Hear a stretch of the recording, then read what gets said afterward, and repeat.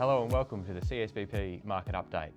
I'm Aiden Boyham, and joining us as always on the Market Update we have our Sales Strategy and Reliability Manager Ben Sudlow. Ben, how are we today? Great, thanks Aiden, good morning. Ben, it's been a few weeks since our last Market Update.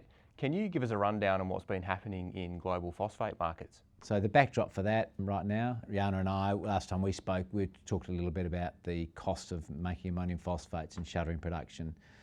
In general, phosphate prices are, by historical standards, very high, reduced a little bit in the last couple of weeks, and we're talking $10-20 a tonne.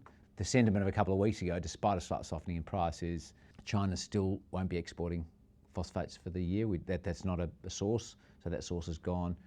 Production is still being shuttered because of mainly the cost of production around sulphur. And the third one, Aiden, is there's still challenges around getting ammonium phosphates out of the Persian Gulf and or the Red Sea. Okay, Ben, so demand has slowed because affordability is challenging at the moment, but the overall supply picture hasn't materially changed then in that regard.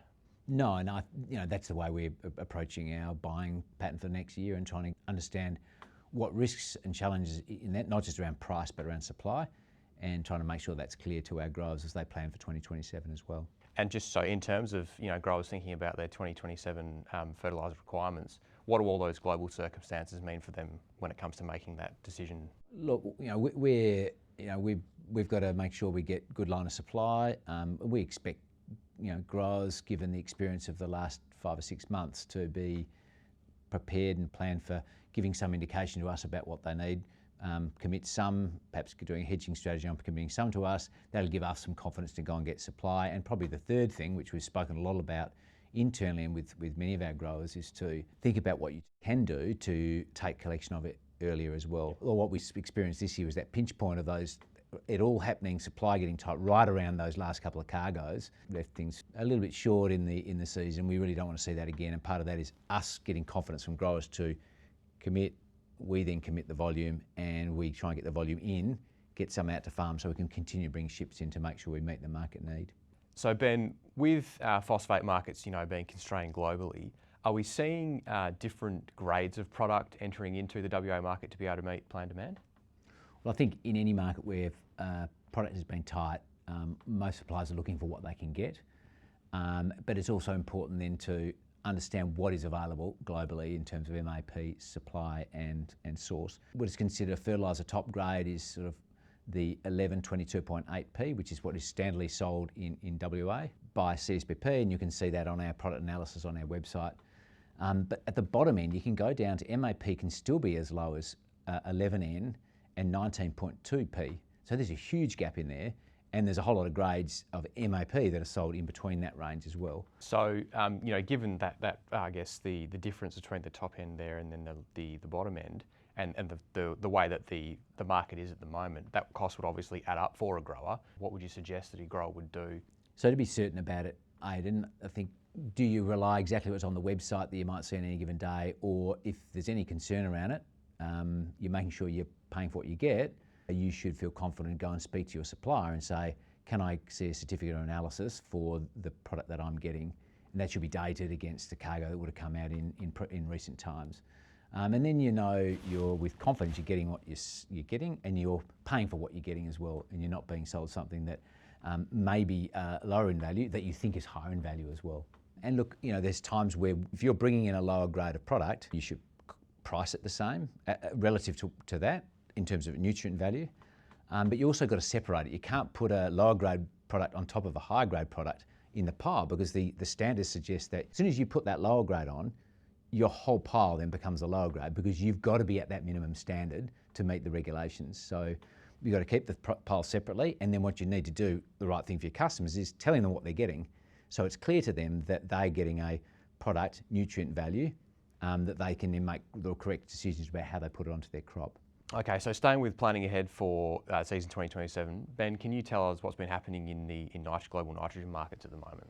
Global nitrogen prices had come down. They're now good bit below what they were before the war started back in the end of February. More recently, China's supply is still quite adequate. They put a lot of urea into the recent Indian tender, and prices have typically drifted lower. So that's we're sort of out of season now. There's not a lot of urea now being imported into the West Australia market, but prices generally are low.